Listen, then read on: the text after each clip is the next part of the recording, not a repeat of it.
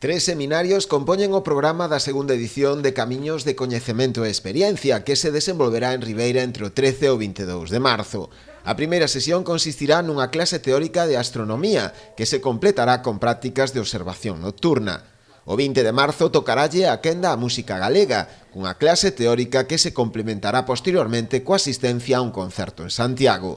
O día 21 de marzo terá lugar a clase teórica de Historia da Cultura de Galicia, centrada no patrimonio da comarca. O día seguinte, os asistentes terán ocasión de realizar tamén unha visita guiada ao arquivo da Catedral de Santiago. Todas as sesións teóricas serán ás 5 da tarde no Centro Cultural Lustres Rivas. Os interesados en inscribirse xa poden formalizar a matrícula, que é gratuita. O plazo de matrícula, que será gratuita, estará aberto ata o día 10 de marzo.